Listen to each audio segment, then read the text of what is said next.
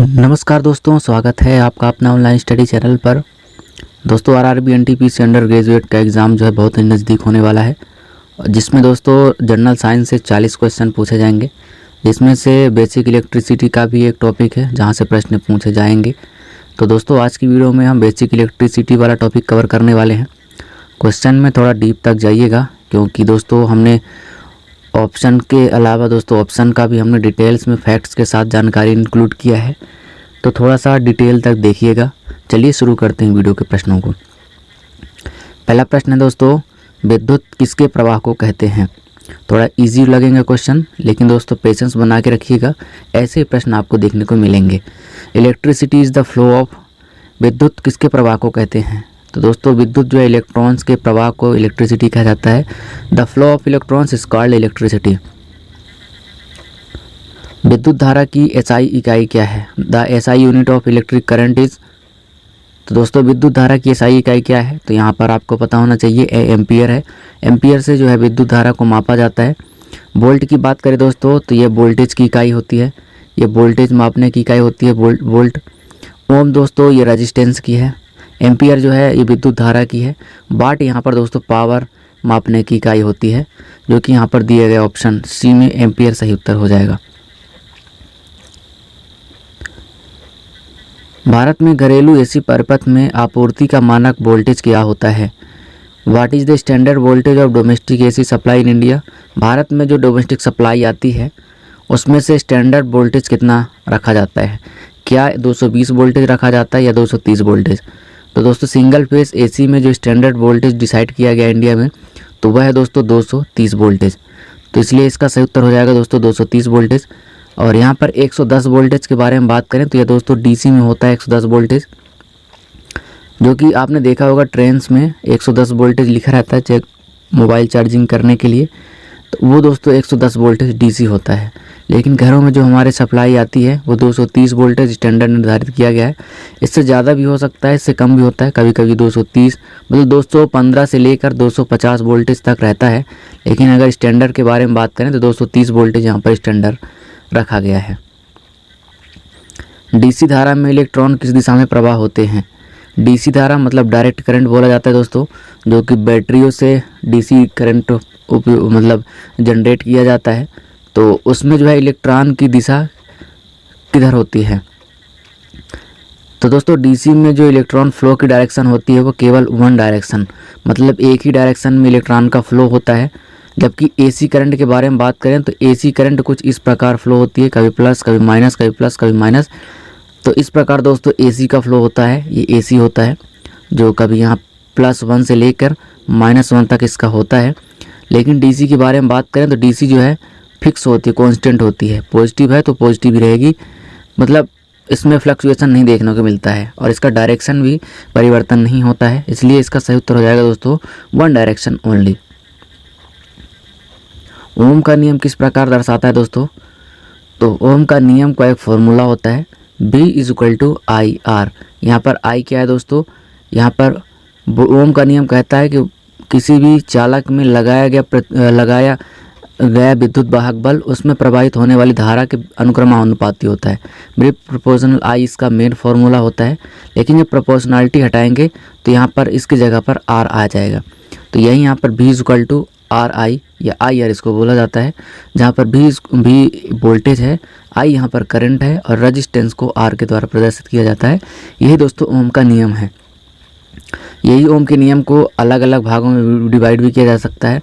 जैसे यहाँ पर वोल्टेज निकालना है तो V = IR लिखेंगे, यदि करंट निकालना है तो I = V/R करेंगे, और अगर रेजिस्टेंस निकालना है तो R = V/I करेंगे। तो इस प्रकार इसी से 3 फॉर्मूले बनते हैं, जिसके द्वारा हम कैलकुलेशन करते हैं। सीरीज परिपथ में कुल कितने प्रतिरोध होता है दोस्तों। श्रृंखला परिपथ में प्रतिरोधों का जो संयोजन है वो किस प्रकार होता है। तो सीरीज परिपथ क्या होती है दोस्तों, एक रेजिस्टेंस का दूसरा सिरा दूसरे रेजिस्टेंस के पहले सिरे से, ऐसे दूसरे रेजिस्टेंस का लास्ट वाला सिरा तीसरे रेजिस्टेंस के ऐसे सिरे के साथ ये जो है कनेक्शन होता है। तो इस प्रकार के दोस्तों श्रृंखला इसको बोला जाता है यहाँ पर R1 R2 resistance 2 resistance 3 resistance 4, मतलब कितने भी रेजिस्टेंस इसको इस तरह के जोड़े जाते हैं। तो इस प्रकार की कनेक्शन को जो है श्रृंखला परिपथ कहा जाता है। तो यदि टोटल रेजिस्टेंस आपको ज्ञात करना हो, यहाँ से लेकर यहाँ तक का टोटल प्रतिरोध ज्ञात करना हो, तो दोस्तों इसमें क्या करते हैं, R1 plus R2 plus R3, मतलब जितने भी रेजिस्टेंस हैं सभी को आपस में जोड़ देते हैं। तो यह दोस्तों हो जाता है सीरीज सर्किट, इसको श्रृंखला परिपथ बोला जाता है। इसका सही उत्तर हो जाएगा option A, R1 plus R2 plus R3। विद्युत शक्ति कैसे गणना की जाती है? Electrical power is calculated as, power calculation का एक फॉर्मूला होता है दोस्तों, वो होता है P equal to VI। Power का फॉर्मूला होता है power equal to voltage into current. तो इस प्रकार यहाँ पर ऑप्शन सी में दिया गया है P इक्वल टू VI, यह फार्मूला होता है दोस्तों। इसके अलावा और भी फार्मूले होते हैं, जैसे ओम के नियम से V इक्वल टू IR होता है ना, तो हम V की जगह पर I रखेंगे तो एक फार्मूला हो जाएगा V equal to I square R, एक फार्मूला ये हो जाता है। और एक फार्मूला और होता है दोस्तों V equal to V square upon R, ये एक फार्मूला हो जाता है दोस्तों। जहाँ पर I की वैल्यू रखेंगे तो V अपॉन R आएगा, तो वही V स्क्वायर अपॉन R हो जाएगा। ये दोस्तों इलेक्ट्रिकल पावर का फार्मूला होता है। यहाँ पर ऑप्शन सी में दिया गया है, वो सही उत्तर हो जाएगा। विद्युत धारा को मापने के लिए कौन सा उपकरण प्रयोग किया जाता है? तो दोस्तों विद्युत धारा को मापने के लिए जो है एमीटर, जो आपके घरों में जो मीटर लगा होता है वो विद्युत धारा को मापने का काम करता है, जो कि एमीटर कहलाता है। वैसे आपके घरों में जो लगा हुआ होता है उसको एनर्जी मीटर कहते हैं। लेकिन यदि आप कभी मोटर का स्टार्टर देखे होंगे, जब आप मोटर स्टार्ट करते होंगे तो उसमें एक घड़ी लगी हुई होती है जिसमें ए लिखा हुआ होता है, वही दोस्तों एमीटर कहलाता है। जिसके बगल में डायल लगा रहता है, जैसे 1 2 3 4 5 6 7 8 9 10, तो इस प्रकार पॉइंटर उसमें होता है, वो ए लिखा हुआ होता है, तो दोस्तों एमीटर होता है। वो विद्युत धारा को मापता है, याद रखना, इलेक्ट्रिक करंट को वह मापता है, और ये दोस्तों कहलाता है एमीटर। वोल्टमीटर जो है वोल्टेज को नापता है, थर्मामीटर जो टेम्परेचर को नापता है, बैरोमीटर दोस्तों हवा के प्रेशर को मापता है। तो यहाँ पर दोस्तों एमीटर यहाँ पर सही उत्तर हो जाएगा। घरेलू वायरिंग में अर्थ वायर का रंग क्या होता है? ये दोस्तों इंपॉर्टेंट प्रश्न है, ये जो है परीक्षा में कई बार पूछा जा चुका है। तो घरेलू वायरिंग में अर्थ का रंग क्या होता है दोस्तों? तो अर्थ वायर का रंग यहाँ पर ग्रीन होता है दोस्तों। जो ग्राउंडिंग की जाती है तो उसका कलर जो है ग्रीन होता है, इसको आपको थोड़ा सा ध्यान रखना होगा। दोस्तों यदि आपने चैनल को अभी तक सब्सक्राइब नहीं किया है तो सब्सक्राइब करके सपोर्ट करिएगा, और वीडियो के प्रश्न अच्छे लग रहे हों तो लाइक करिएगा वीडियो को। निम्न में से कौन सा उपकरण जो है हीटिंग एलिमेंट का प्रयोग करता है? हीटिंग एलिमेंट का प्रयोग किस में होता है दोस्तों? तो ना तो फैन में, ना तो रेफ्रिजरेटर में, आयरन मिक्सर किस में हीटिंग एलिमेंट का उपयोग किया जाता है? दोस्तों इलेक्ट्रिक आयरन में जो है हीटिंग एलिमेंट का प्रयोग किया जाता है। तो यहाँ पर आयरन, वो वाला आयरन है दोस्तों जो प्रेस किया जाता है, वो आयरन है। इलेक्ट्रिक आयरन जिसमें जो है हीटिंग एलिमेंट का उपयोग किया जाता है, उसको यदि आप कभी खोल के देखेंगे तो जो उसका बेस होता है कुछ इस प्रकार इसका बेस होता है दोस्तों, और ऊपर उसमें जो है हैंडल लगी होती है पकड़ने के लिए। इसका जो ये वाला बेस होता है इसमें कुछ इस प्रकार के कॉइल लगी हुई होती है, और यही कॉइल जो है हीटिंग एलिमेंट का काम करती है। इसमें से पावर सप्लाई आती है, तो ये कॉइल जो है फ्लक्स हीट जनरेट करती है, और वही हीट जो है इसके बेस को सप्लाई करती है, इसलिए इसका बेस जो है गर्म होता है। तो ये दोस्तों आयरन में इसका हीटिंग एलिमेंट का प्रयोग किया जाता है। कॉपर किसका उदाहरण है दोस्तों? तो कॉपर मेन जो है कंडक्टर का उदाहरण है। एक होता है इंसुलेटर, एक होता है सेमीकंडक्टर, एक होता है कंडक्टर, और एक होता है रजिस्टर। तो दोस्तों कंडक्टर वो मटेरियल होते हैं जिसमें विद्युत धारा का आसानी से फ्लो हो जाए, वह कंडक्टर होता है। तो कॉपर दोस्तों एक ऐसा मटेरियल है जिसमें विद्युत धारा बिना रुकावट के जो फ्लो होती है, उसको कंडक्टर बोला जाता है। सेमीकंडक्टर ऐसे मटेरियल होते हैं दोस्तों जिसमें मतलब आंशिक रूप से विद्युत धारा प्रवाहित होती है, पूरी तरीके से प्रवाहित नहीं होती है। सेमीकंडक्टर के रूप में कुछ जैसे आते हैं, जैसे सिलिकॉन हो गया, जर्मेनियम हो गए, जिसके दोस्तों आजकल जो है चिप बनाए जाते हैं और कंप्यूटर के भाग बनाए जाते हैं, मोबाइल के इक्विपमेंट बनाए जाते हैं, वो सभी दोस्तों सेमीकंडक्टर डिवाइस होती हैं। इसके अलावा इंसुलेटर की बात करें तो इंसुलेटर एक ऐसा मटेरियल होता है जिसमें से विद्युत धारा बिल्कुल प्रवाह नहीं होती है, बिल्कुल रुकावट डाल देती है, उसको जो है इंसुलेटर कहा जाता है। आपने देखा होगा टावर के ऊपर जो है कुछ इस प्रकार के टावर होते हैं जिसमें से दोस्तों ऊपर तार ऐसे खींचे जाते हैं, तार खींचे रहते हैं, और उसी तार के ऊपर जो है कुछ इस प्रकार का डिस्क जैसे लगी हुई होती है, वही दोस्तों इंसुलेटर कहलाती है, जो कि कंडक्टर से जाने वाले करंट को जो है पोल में नहीं आने देती, वो इंसुलेटर कहलाता है। रजिस्टर के बारे में बात करें तो करंट के प्रवाह को रुकावट डालने के लिए दोस्तों रजिस्टर का उपयोग किया जाता है।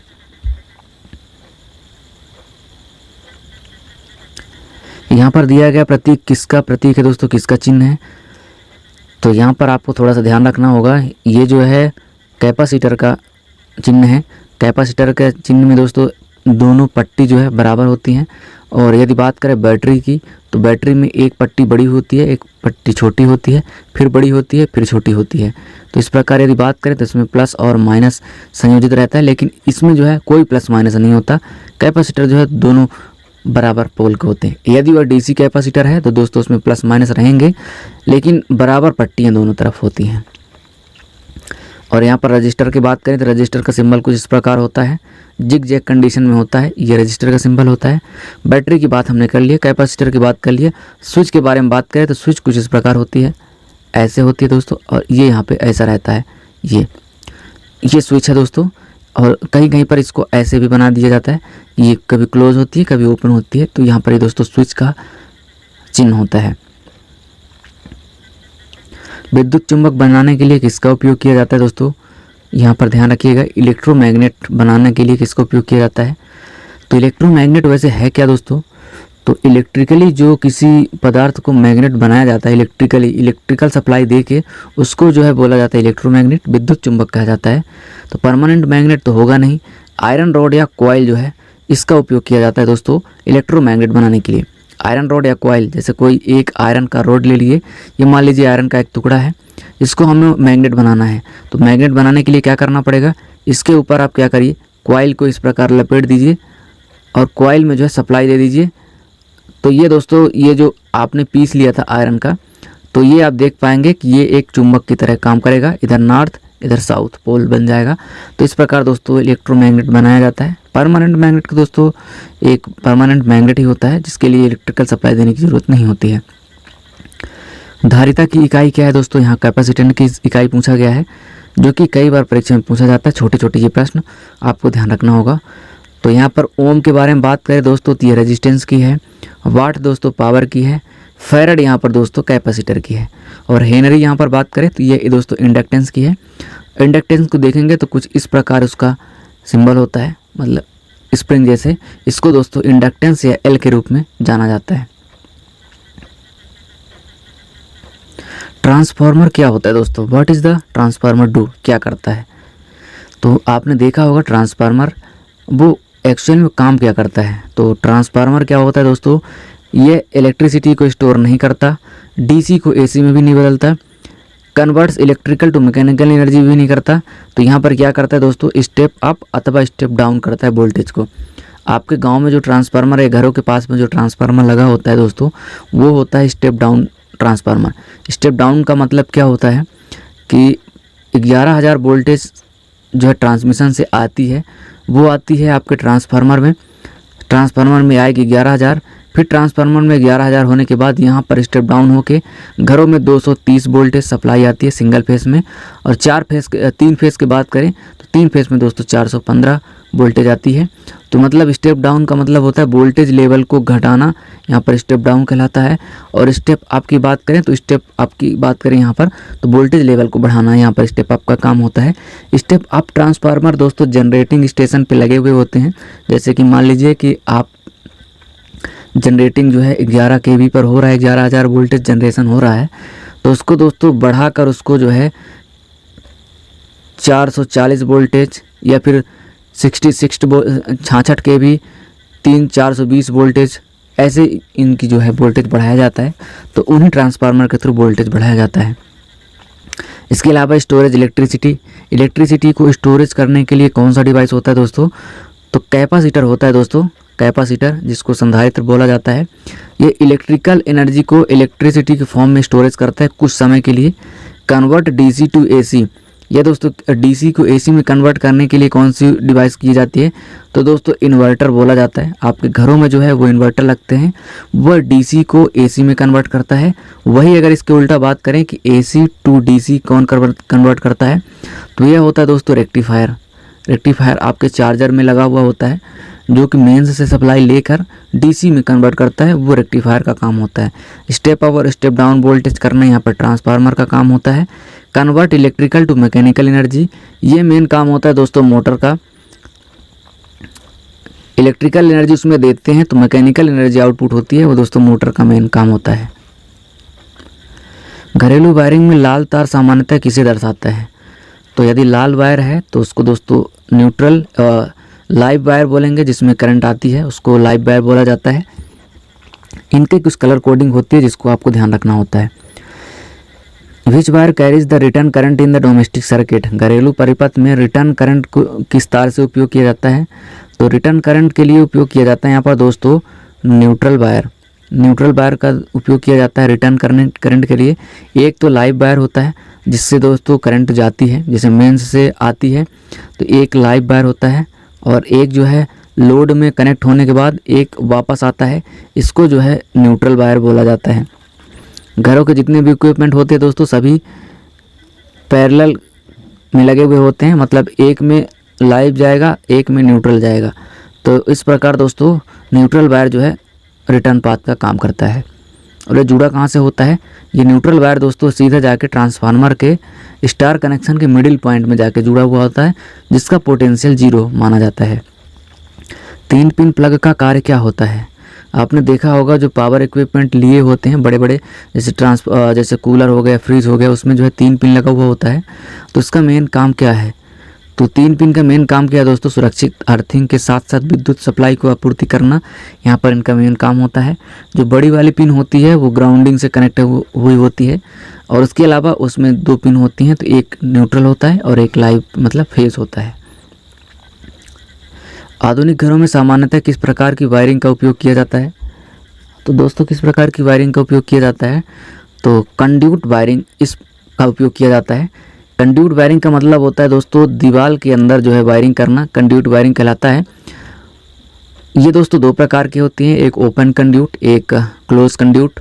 ओपन कंड्यूट में देखेंगे दोस्तों कि दीवार के बाहर जो वायरिंग की जाती है उसको ओपन कंड्यूट बोला जाता है, दीवार के अंदर जो वायरिंग की जाती है उसको क्लोज कंड्यूट बोला जाता है दोस्तों। इसके अलावा और भी प्रकार होते हैं वायरिंग के, जैसे केसिंग केपिंग। आप जो है पुराने घरों में आप देखेंगे कि एक केसिंग के रूप में उपयोग किया जाता था, इसमें जो है वायर डाल के उसके ऊपर जो है ढक्कन लगा दिया जाता था, तो वो केसिंग केपिंग कहलाती थी। एक क्लीट वायरिंग सिस्टम होती है दोस्तों, एक कंड्यूट होती है, एक ओपन वायरिंग सिस्टम होती है। तो ये सभी दोस्तों वायरिंग के प्रकार हैं। तो यहाँ पर जो है मॉडर्न वायरिंग का प्रकार जो है कंड्यूट वायरिंग होता है।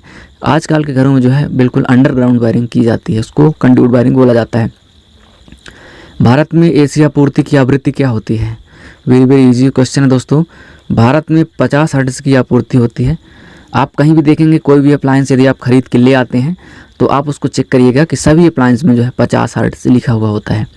50 हर्ट्ज ही क्यों दोस्तों, क्योंकि अपने इंडिया का जो मटेरियल यूज़ किया जाता है वो 50 हर्ट्ज तक ही जो है अच्छे एफिशिएंसी के साथ कार्य करता है। वही यदि हम बात करें कि यूएसए में, तो यूएसए में दोस्तों विकसित देशों में जो है 60 हर्ट्ज की फ्रिक्वेंसी का पावर यूज किया जाता है। कौन सा उपकरण जो है ओवरलोड के समय विद्युत आपूर्ति को बंद कर देता है, यदि ओवरलोड होता है तो ऑटोमेटिकली कट ऑफ्स कर देता है कौन सा इक्विपमेंट, तो यह होता है दोस्तों एमसीबी, मिनिएचर सर्किट ब्रेकर। इसका फुल फॉर्म होता है मिनिएचर सर्किट ब्रेकर। यदि आपके इक्विपमेंट में, यदि आपके घरों में ओवरलोड की कंडीशन आ जाती है तो एमसीबी क्या करता है कि ट्रिप हो जाता है और ओवरलोड से बचाता है। फ्यूज तार किस धातु का बना हुआ होता है, आपके घरों में आप देखे होंगे कि एक फ्यूज बना हुआ होता है जिसके ऊपर कुछ इस प्रकार का फ्यूज होता है, कुछ इस प्रकार का फ्यूज होता है दोस्तों, और इसके ऊपर एक ढक्कन जैसे लगा हुआ होता है। इसमें जो है 2 पिन जैसे निकली हुई होती है, एक ये वाली एक ये वाली, तो इसमें एक वायर कनेक्ट करते हैं और वो दोस्तों यहाँ पर आके इसको यहीं पे फिट कर देते हैं और यहाँ से लाइव वायर जाता है, इधर निकल जाता है। तो ये वाला जो वायर लगा हुआ होता है, ये वाला, वही पूछ रहा है कि किस धातु का बना हुआ होता है, तो वह दोस्तों बना हुआ होता है टिन लेड एलॉय का। जो कि दोस्तों ज़्यादा विद्युत धारा जाने पर वह टूट जाता है, मतलब पिघल जाता है और आगे के कनेक्शन को वह सुरक्षित करता है। अर्थ वायर किससे जोड़ा जाता है दोस्तों? तो अर्थ वायर जो है किससे जोड़ा जाता है? बॉडी ऑफ द अप्लायंस, मतलब बॉडी अप्लायंस के बॉडी से जोड़ा जाता है। मान लीजिए कि आपका ये कूलर है ना, और इसमें जो है 2 वायर आते हैं जो कि मोटर को चलाते हैं। लेकिन यदि आपका कूलर यदि मेटल का है तो मेटल की बॉडी से एक वायर जाता है और वो दोस्तों 3 पिन का जो तीसरा पॉइंट होता है, ये वाला यहाँ पर जो है इसका मेटल बॉडी का संपर्क होता है और वो दोस्तों वो जाता है सीधा ग्राउंड में। घरों में अर्थिंग करते हैं तो वहीं पे जाके उसका कनेक्ट होता है। वह क्यों किया जाता है? क्योंकि यदि शॉर्ट कट के कंडीशन में, यदि लीकेज करंट के कंडीशन में यदि आपके कूलर के बॉडी में जो है करंट आ गया तो इसके थ्रू ये यहाँ जाएगा, फिर इसके थ्रू ये ग्राउंड में चला जाएगा, तो जो है आपको झटका या शॉक लगने से बचा जा सकता है। तो बॉडी ऑफ द अप्लायंस में यूज़ किया जाता है अर्थिंग वाला। विद्युत झटका कब लगता है? तो दोस्तों यहाँ पर 3-4 कंडीशन दी गई हैं। तो क्या ये कंडीशन से विद्युत झटका लगता है? इलेक्ट्रिक शॉक, जब इलेक्ट्रिक वायर कटा हुआ हो तब लग सकता है, बिल्कुल लग सकता है। बॉडी पर जो है वोल्टेज हो और ग्राउंडिंग ना हो तब भी लग सकता है। बॉडी पर वोल्टेज, मतलब वोल्टेज डिफरेंस देखने को मिला है तो करंट जरूर लगेगा। इंसुलेशन ख़राब हो गया हो, इंसुलेशन का मतलब है कि आपका वायर जो है, वायर के ऊपर एक इंसुलेशन परत चढ़ी होती है, अगर वो डैमेज हो गया है दोस्तों तो फिर इलेक्ट्रिक शॉक लगने का खतरा है। तो यहाँ पर ऑल ऑफ द एबव यहाँ पर सही उत्तर हो जाएगा। आधुनिक घरों में सबसे अच्छा सुरक्षा उपकरण किसको माना जाता है? तो सबसे अच्छा सुरक्षा उपकरण यहाँ पर ELCB को माना जाता है दोस्तों। ELCB का फुल फॉर्म होता है दोस्तों अर्थ लीकेज सर्किट ब्रेकर। ये क्या काम करता है दोस्तों?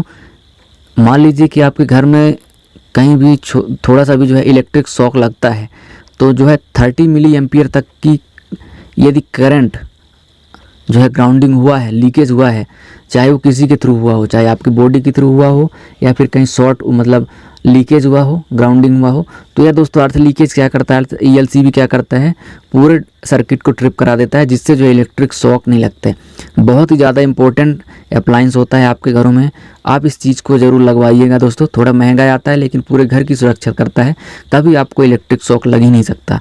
30 मिली एम्प्स से ज़्यादा का करंट यदि लीकेज हो रहा है तो तुरंत जो है लीकेज कर देगा, ट्रिप कर देगा। शॉर्ट सर्किट के कारण क्या होता है? तो शॉर्ट सर्किट के कारण क्या होगा दोस्तों? बहुत तेज़ ज़्यादा करंट बढ़ेगी, क्योंकि जब भी शॉर्ट सर्किट होता है तो परिपथ का रेजिस्टेंस, प्रतिरोध जो होता है जिससे करंट जो है फ्लो होना बहुत तेज़ हो जाता है और प्रतिरोध जो है बहुत धीमा हो जाता है, मतलब बहुत कम हो जाता है, मतलब शून्य की तरफ प्रतिरोध हो जाता है। इसलिए करंट जो है बहुत तेज़ होता है और जैसे करंट बढ़ेगा तो हीटिंग इफेक्ट के कारण आपको पढ़ा होगा H=I²RT। तो जितने ज़्यादा समय के लिए करंट बढ़ेगा उतना ज़्यादा इसमें हीटिंग भी बढ़ेगी। तो करंट बढ़ेगा तो तेज़ गर्मी भी उत्पन्न होगी। यही शॉर्ट सर्किट का मेन कारण होता है। इसलिए जो है शॉर्ट सर्किट के कारण जो है कोई भी अप्लायंस जो है जल जाते हैं। 1000 वाट की शक्ति का अर्थ क्या है? तो 1000 वाट की शक्ति का अर्थ यहाँ पर दोस्तों होता है 1 किलोवाट, जो कि 1000 वाट को बोला जाता है। कौन सा उपकरण विद्युत चुम्बकीय प्रेरण के सिद्धांत पर कार्य करता है? तो यहाँ पर दोस्तों the principle of electromagnetic induction, यहाँ पर ऑप्शन केवल इंडक्शन कुक टॉप दिया गया है, लेकिन इसके साथ साथ फैन भी होगा, क्योंकि फैन में भी दोस्तों इलेक्ट्रोमैग्नेटिक इंडक्शन होता है, जिसके कारण फैन जो है चलता है। तो यहाँ पर इसको करेक्ट करिएगा। सी के साथ साथ यहाँ पर ऑप्शन नंबर ए भी सही उत्तर होगा। किस उपकरण में जो है हीटिंग और मोटर दोनों कार्य होते हैं? तो दोस्तों आपके एयर कंडीशनर में जो है हीटिंग एलिमेंट भी लगा हुआ होता है और मोटर भी लगा हुआ होता है, जिसको कंप्रेसर मोटर बोला जाता है, जो कि हवा के सर्कुलेशन को यह बदलता रहता है, जिसके अंदर जो है हीटिंग और मोटर दोनों का उपयोग किया जाता है एयर कंडीशनर में। भारत में जो है न्यूट्रल वायर का रंग क्या होता है? तो इंडिया में जो है न्यूट्रल वायर होता है उसका जो इंसुलेशन कलर होता है वो क्या होता है? तो ब्लैक होता है दोस्तों। और अभी हमने देखा यहाँ पर ग्रीन किसका होता है? तो अर्थिंग का होता है दोस्तों ग्रीन, और यहाँ पर न्यूट्रल वायर का होता है ब्लैक। और ब्लू और यदि रेड की बात करें तो ये दोस्तों लाइव वायर होते हैं। लाइव वायर में 3 कलर मेनतः यूज़ किए जाते हैं, एक होता है आर, एक बी, एक बाई। आपने देखा होगा आर मतलब रेड, बी मतलब ब्लू, बाई मतलब येलो। 3 कलर का फेस यहाँ पर उपयोग किया जाता है। यह केवल दोस्तों कलर कोडिंग है, इससे कोई डिफरेंस नहीं होता है, लेकिन इससे जो है फ़र्क पड़ता है देखने को जिससे आपका जो है बचाव किया जा सकता है। तो इस प्रकार आज की वीडियो के प्रश्न में हमने दोस्तों इलेक्ट्रिसिटी को इंक्लूड किया था। कैसे लगे आप ज़रूर कमेंट करके बताइएगा। मिलते हैं अगले वीडियो में एक नए टॉपिक के साथ। आप चैनल को सब्सक्राइब करके बेल आइकन को ऑन करके रखिएगा ताकि हर वीडियो की भी अपडेट आपके यहाँ तक पहुँचती रहे। सब्सक्राइब करके हौसला बढ़ाइएगा। मुस्कुराते रहिए, पढ़ते रहिए। मिलते हैं अगले वीडियो में। जय हिंद, धन्यवाद।